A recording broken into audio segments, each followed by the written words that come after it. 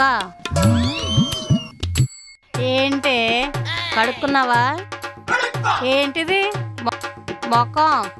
ఓహో ఇప్పుడే కడిగాలి, బాగా కడుక్కో. మళ్ళీ కస్టమర్ వచ్చాడనుకో వాసన గేసినాను ఇసుక్కుంటాడు. సరేలేవే. హలో ఏంటక్క ఉన్నాయా?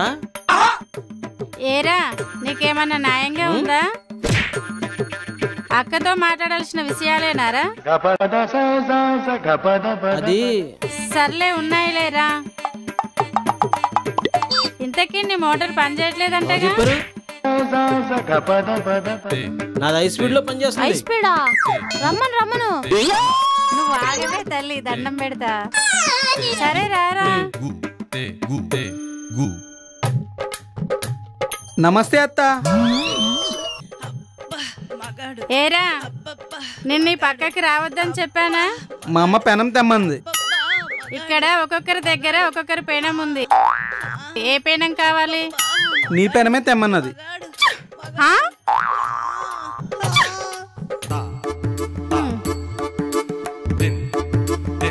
కోరి సచ్చినోడా, వేలడంత లేవు.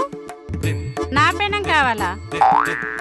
నా పెనం చూస్తేనే తడుచుకుంటావు నువ్వు. అదేం లేదు, ఇలాంటి పెనాలు చాలా చూసా. ఎక్కడెక్కడ చూసావురా? మా రాజేశ్వరి ఇంటి దగ్గర, మా ఫ్రెండ్ నందిని ఇంటి దగ్గర, ఇంకా ప్రవీణ్ వాళ్ళ ఇంటి దగ్గర. అబ్బో చాలానే చూసావురా. మరెప్పుడైనా ముట్టుకున్నావా? ముట్టుకోవడం ఏంటి, పట్టుకున్నాను కూడా. ఫుల్గా క్లీన్ కూడా చేసా. నువ్వు మరీ అలా మాట్లాడకురా బాబు, నీకు దండం పెడతా. ఏ పూలు ఇడితేవే, వీడి సంగతి ఏందో చూస్తా. ఏంటక్క ఈరోజు నీ పెనంకి వచ్చిందా తిప్పలో? మరీ చిన్నపిల్లోడ్లాగా ఉన్నాడు కదా వీడా. చిన్నపిల్లోడా? వీడు నా పెనమే కావాలని కోరాడు. ఎరా నిజమా? అవును, నాకు పెద్ద పెనమే కావాలి. అప్పుడే దోశ బాగా వస్తుంది. పిండి కూడా అటు ఇటు జరగకుండా అంచుల మధ్యలోనే ఉండి పర్ఫెక్ట్గా దోశ బయటకు వస్తుంది. అబ్బో